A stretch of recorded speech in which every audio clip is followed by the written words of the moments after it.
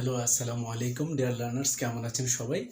আজকে আমরা গ্রামারের একটা ভেরি বেসিক জিনিস নিয়ে আমরা আলোচনা করব, সেটি হলো কমপ্লিমেন্ট অ্যান্ড অবজেক্ট এবং এই দুইটার মধ্যে পার্থক্য কী, এই বিষয়গুলো নিয়ে আলোচনা করব। এগুলো খুবই বেসিক জিনিস, বা আমাদের অনেকেই এই জিনিসগুলো নিয়ে আমরা কনফিউজড হয়ে যাই যে কোনটা কমপ্লিমেন্ট অ্যান্ড কোনটা অবজেক্ট আমরা ফাইন্ড আউট করতে পারি না। এটা হলো ল্যাক অফ আন্ডারস্ট্যান্ডিংয়ের কারণে। সো আমরা আজকে এই জিনিসটা নিয়ে একদম ক্লিয়ার হয়ে যাব। সো চলেন আমরা শুরু করি। অবজেক্ট ভার্সেস কমপ্লিমেন্ট, অবজেক্ট এবং কমপ্লিমেন্টের মধ্যে বেসিক্যালি পার্থক্যগুলো কী। প্রথমে আমরা জানবো যে এই দুইটা মানে অবজেক্ট কী এবং কমপ্লিমেন্ট কী। অবজেক্ট, যেমন আমরা একটা এক্সাম্পল দেখি, আই রিড আ বুক। এই যে বাক্যটা, এই বাক্যটার মধ্যে আমরা দেখতে পাচ্ছি সাবজেক্টকে। সাবজেক্ট হলো যে কাজটা করে সে হলো সাবজেক্ট। এখানে কে কাজটা করতেছে, সে হলো আই, আমি। আমি এখানে কাজটা করতেছি, আর ভার্ব হলো রিড। তাহলে আমি কি করতেছি? আমি যদি এই ভার্বটাকে কি দ্বারা প্রশ্ন করি, কি বা কাকে দ্বারা যখন আমি ভার্বকে প্রশ্ন করব, তারপরে আমি যে উত্তরটা পাবো সেটা হলো একটা অবজেক্ট। এখানে আমি কি দ্বারা প্রশ্ন করলাম যে আই রিড, আমি পড়ি। কি পড়ি? আমি কি পড়ি? আমি বুক পড়ি। তাহলে এই বুক হলো এখানে অবজেক্ট। বুক হলো অবজেক্ট। তাহলে আমরা আরেকটা জিনিস হলো কাকে দ্বারা প্রশ্ন করলেও আমরা অবজেক্ট পাই। যেমন আমি যদি বলি আমিনা কল্ড কলি, আমিনা কল্ড কলি, আমিনা কলিকে ডেকেছিল। তাহলে আমরা এখানে পেলাম সাবজেক্টকে আমিনা। তাহলে ভার্ব হলো কল্ড। কল্ডকে আমরা কি এবং কাকে দ্বারা প্রশ্ন করবো? আমরা কি দ্বারা প্রশ্ন করি যে কি ডেকেছিল, এটা উত্তর পাওয়া যায় না। আমরা যদি বলি কাকে ডেকেছিল, কাকে ডেকেছিল বললে আমরা পেয়ে যাবো যে আমিনা কাকে ডেকেছিল, কলিকে ডেকেছিল। তাহলে আমরা যখন ভার্বকে কাকে দ্বারা প্রশ্ন করলাম, যেটা যে উত্তরটা পেয়ে গেলাম সেটা হলো কলি। এবং আমরা জানি যে ক্রিয়াকে কি বা কাকে দ্বারা প্রশ্ন করলে যে উত্তর পাওয়া যায় সেটা হলো অবজেক্ট। তাহলে এখানে কলি হলো অবজেক্ট। বুঝতে পারছেন বিষয়টা? আমি আশা করবো আপনারা বুঝতে পারছেন। তার মানে আবার যদি আমরা একটু ব্যাখ্যা করি যে একটা বাক্যের যে ক্রিয়া, এই ক্রিয়াকে যদি আমরা কি বা কাকে দ্বারা প্রশ্ন করি, তাহলে আমরা এর উত্তরে যেগুলো পাবো সেগুলোই হলো অবজেক্ট। তাহলে এখানে আমরা দেখতে পাচ্ছি কি দ্বারা এই বাক্যে আমরা কি দ্বারা প্রশ্ন করে উত্তর পেয়েছি, সেটা হলো যে আই রিড আ বুক, আমি বই পড়ি। আমি কি পড়ি, কি দ্বারা প্রশ্ন করলে, তাহলে আমরা পেয়ে যাচ্ছি বুককে। তাহলে এখানে বুক হলো অবজেক্ট। আবার আমরা যদি কাকে দ্বারা প্রশ্ন করি, তাহলেও আমরা যে উত্তরটা পাবো সেটা হলো অবজেক্ট। আমরা যদি আমিনা কল্ড কলি, আমিনা কলিকে আহ্বান করলো, তাহলে ভার্ব হলো কল্ড। কলকে যদি আমরা কাকে দ্বারা প্রশ্ন করি, তাহলে আমরা উত্তর পেয়ে যাবো হলো কলি। তাহলে এখানে অবজেক্ট হলো কলি।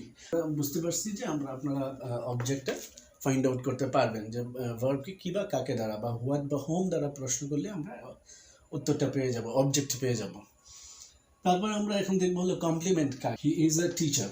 আমরা এই বাক্যটাতে দেখতে পাচ্ছি যে হি হলো সাবজেক্ট, ইজ একটা ভার্ব, আর একটা আর্টিকেল, আর টিচার। এখানে আমরা একটা জিনিস দেখবো যে তখন এই ভার্বের পরে যেই শব্দটা থাকবে, আমরা দেখব যে যেই শব্দটাকে ব্যবহার করা হয়েছে, যে ওয়ার্ডটা আছে, এই ওয়ার্ডটা এবং সাবজেক্টটা সেম ব্যক্তি কিনা।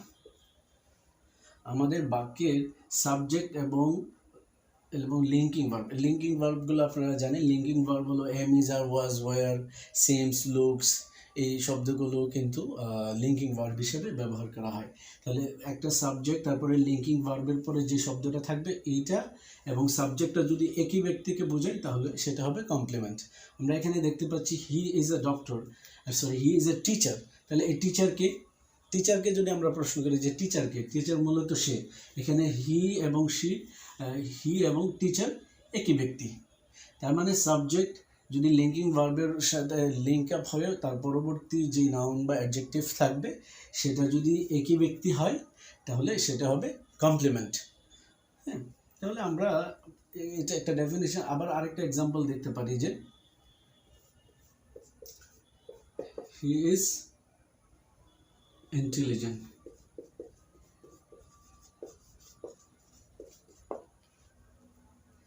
He is intelligent. এখানে আমরা একটা দেখতে পাচ্ছি যে ইন্টেলিজেন্ট একটা অ্যাডজেক্টিভ। হ্যাঁ, এবং ইন্টেলিজেন্ট একটা লিঙ্কিং ভার্বের মাধ্যমে যুক্ত হয়েছে এবং এর সাবজেক্ট হলো হি। এখানে হি এবং ইন্টেলিজেন্ট, এখানে আমরা যদি দেখি যে হি কে, সে হলো ইন্টেলিজেন্ট। ইন্টেলিজেন্ট এবং হি একই ব্যক্তিকে বোঝাচ্ছে। তাহলে এই ইন্টেলিজেন্ট এবং হি একই ব্যক্তি হওয়ার কারণে ইন্টেলিজেন্ট হবে একটা কমপ্লিমেন্ট। তাহলে আমরা এখানে দেখতে পাচ্ছি যে লিঙ্কিং ভার্বের পরে এটা নাউন থাকতে পারে, টিচার একটা নাউন, এবং ইন্টেলিজেন্ট এটা একটা অ্যাডজেক্টিভ। তার মানে আমরা বুঝতে পারছি যে কমপ্লিমেন্ট নাউনও হতে পারে এবং অ্যাডজেক্টিভও হতে পারে। তার মানে কমপ্লিমেন্ট নাউন এবং অ্যাডজেক্টিভ হবে, কিন্তু অবজেক্ট কখনোই অ্যাডজেক্টিভ হবে না। তার মানে অবজেক্টের এবং কমপ্লিমেন্টের মধ্যে একটা অন্যতম একটি পার্থক্য হলো যে কমপ্লিমেন্ট কী হয়, অ্যাডজেক্টিভ হতে পারে, নাউন হতে পারে, আর অবজেক্ট নাউন হবে অথবা প্রনাউন হবে। আমরা একটা এক্সাম্পল দেখি, আই কল্ড হিম, আমি তাকে দেখেছিলাম। এখানে আমরা যদি ভার্বকে আছে, কল্ড আছে, তাহলে আমরা যদি কাকে দ্বারা প্রশ্ন করি, আমি কাকে দেখেছিলাম, হিম, তাকে, তাহলে আমরা এটা বুঝতে পারছি এটা অবজেক্ট। তার মানে এখানে একটা জিনিস দেখা যাচ্ছে যে অবজেক্টটা কি হয়েছে, এটা একটা প্রনাউন, অবজেক্টটা একটা প্রনাউন। তার মানে অবজেক্ট কি হতে পারে, আমরা উদাহরণগুলো একটু মাথায় রাখবো, তাহলে আমরা দুইটার মধ্যে পার্থক্য ক্লিয়ারলি বুঝতে পারবো। অবজেক্ট কি হয়, অবজেক্ট নাউন হতে পারে অথবা প্রনাউন হতে পারে, আর কমপ্লিমেন্ট নাউন হবে অথবা অ্যাডজেক্টিভ হবে। এটা একটা বিষয়। তারপরে আরেকটা জিনিস হলো নাউন, অবজেক্ট এবং কমপ্লিমেন্টের মধ্যে আরেকটি অন্যতম পার্থক্য হলো নাউন, আপনার অবজেক্টকে কী করা যায়, অবজেক্টকে প্যাসিভ ভয়েসে রূপান্তর করা যায়। এটাকে প্যাসিভ করা যায়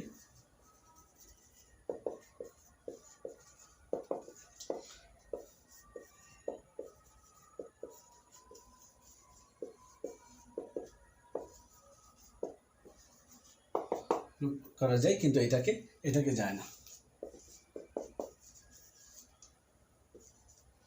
তার মানে হলো কমপ্লিমেন্টকে আপনি প্যাসিভ করতে পারবেন না, কিন্তু অবজেক্টযুক্ত শব্দকে বাক্যকে আপনি প্যাসিভে রূপান্তর করতে পারবেন।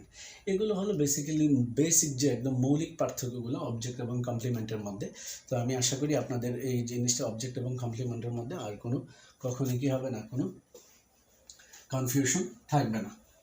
তবে আরেকটা বিষয় আমি এখানে আবারও আপনাদেরকে ক্লিয়ার করে দিতে চাই যে অনেকে দেখা যায় কি এই কমপ্লিমেন্ট শব্দটার বানানের সাথে এই কমপ্লিমেন্টকে গুলিয়ে ফেলে।